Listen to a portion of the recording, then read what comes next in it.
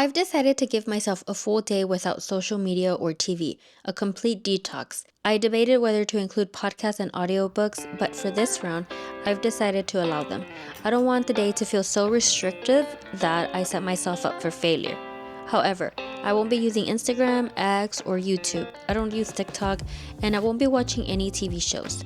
I'm also avoiding my laptop entirely. I don't know about you, but sometimes, even in the middle of working, I'll take a quick break and end up on YouTube or Googling something completely random. So, to set myself up for success and eliminate temptation, I'll be disconnecting the internet entirely. With no Wi-Fi access, both the TV and laptop will be nothing more than useless devices, making it much easier to avoid them.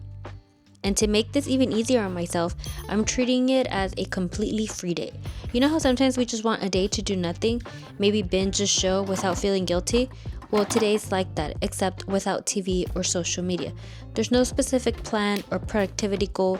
The only objective is to stay off these platforms and hopefully take the first step in breaking a habit that's starting to feel a little out of control.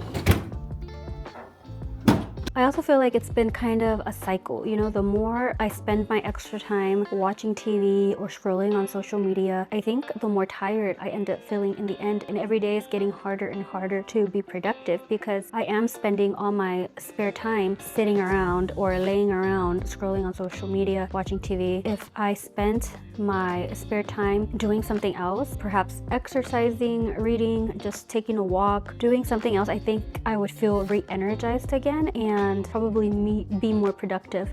Okay, first things first, we are going to delete these social media apps that I have. So we are going to delete YouTube. We are going to delete Instagram. We are going to delete X.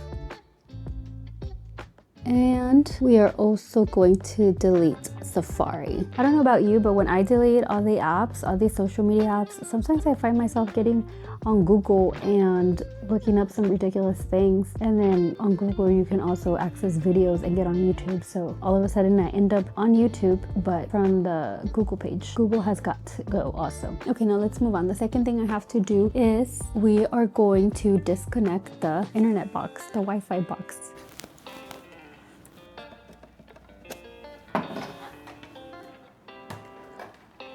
No service, no Wi-Fi service in this place. And this goes to show you how addicted I am that I literally have to disconnect my Wi-Fi box because I don't trust myself. It's too easy to just sit on the couch and say, you know what, I'll do that detox day another day. It's so easy to do that and I don't want to do that. I've done it before.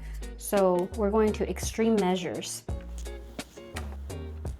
Okay, so the next step is how am I going to keep busy? What activities am I going to do instead of scrolling on my phone or watching TV?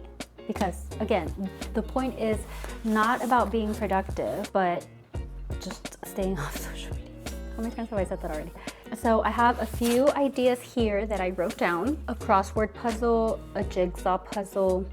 I can read a book, I can journal, I can sit outside, I can meditate, I can take a nap, I can take a walk on a trail. So these are the activities that I have planned so far. However, I don't have a crossword puzzle.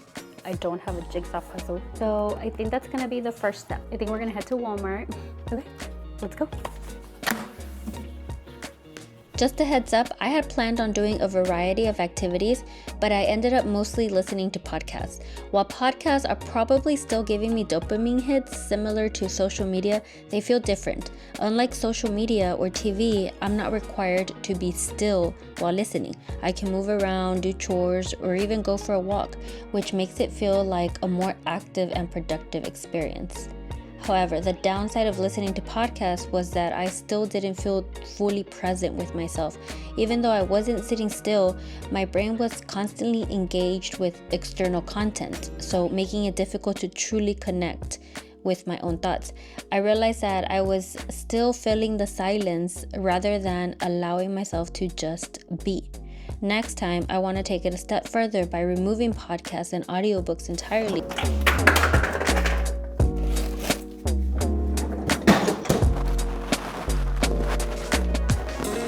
I'm getting kind of hungry and it is lunchtime. I am going to have myself some frozen pancakes easy breakfast. So far, not using social media or watching TV hasn't been that difficult. I was out of the house for a while, and in my opinion, the best way to avoid sitting on the couch is simply to go out. But sometimes you don't feel like going out, or you want to avoid spending unnecessary money just to stay busy. And that's why it's important to find ways to stay off social media while at home too. Okay, so let's see how the rest of the day unfolds. Will it continue to be easy, or will it start to get harder?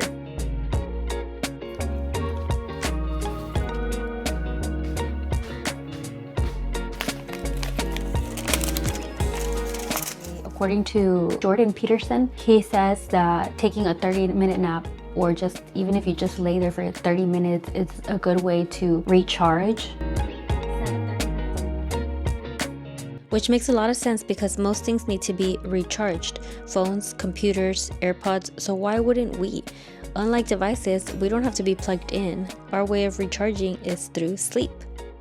Isn't it funny how every day before today has been windy, has been cloudy, and the day that I decide that I'm going to go out for a walk is the hottest day ever? Isn't it ironic how that works? Is that basically just life? It's so crazy.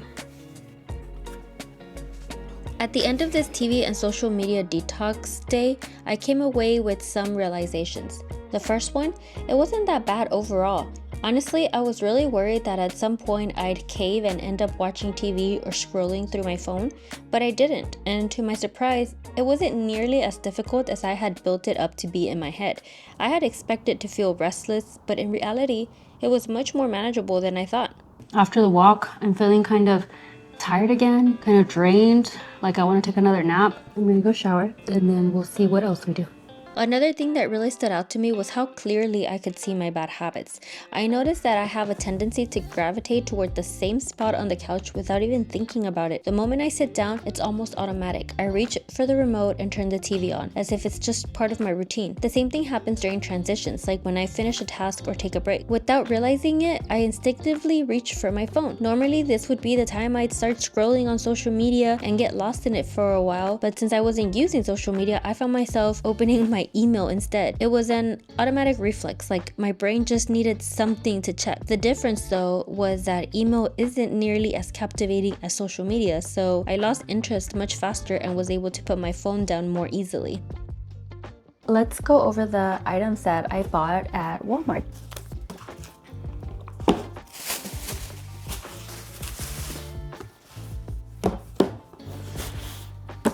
So even though I have these items ready to go, I still kind of don't need them. I'm kind of excited to do them. So far, it really hasn't been that hard. There were moments throughout the day when I did feel lonely. It made me think about why that might be, and I have a theory. Maybe one of the reasons people are more comfortable spending time alone these days is because with TV and social media, we're never really alone. There are always people on our screens, whether it's through a show, a YouTube video, or social media posts. It's almost like our brains are tricked into thinking we're surrounded by others, even when we're physically by ourselves. But when I cut out TV and social media, that illusion disappeared. Without the constant presence of online interactions or background noise from a show, I noticed the quiet more. I felt a little lonelier than I expected, which made me realize just how much I rely on digital distractions to fill that space. Okay, it is 8:36 p.m. and I have decided that I am going to read. I always say, I don't know if this happens to you also, I always say, oh, I would love to read, but I don't have enough time. I have realized that I have a lot of time, a lot of social media time, a lot of TV time. I just don't make reading a priority. I always feel like I don't have enough time to read, yet somehow I always find time for social media. It's interesting how we convince ourselves that we need that time to scroll, like it's essential to our day. But do we really, or is it just a habit we've built? At one point, I felt the urge to stop reading. Normally, that's when I'd reach for my phone without even thinking, but instead I just laid there, flipping the book around in my hands, letting the moment pass, and then, instead of giving in to the distraction, I kept reading.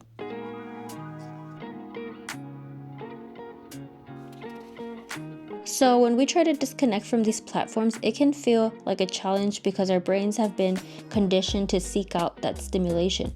Taking breaks or cutting back helps reset the cycle. Thanks for sticking with me through this experiment. Hope you got something from it, and I hope to see you in the next one. Okay, so I did it. I'm gonna start getting ready for bed, but here is my Wi-Fi box. I never reconnected it. I made it all day without getting on social media, without turning the TV on. Obviously, it wouldn't have worked anyways.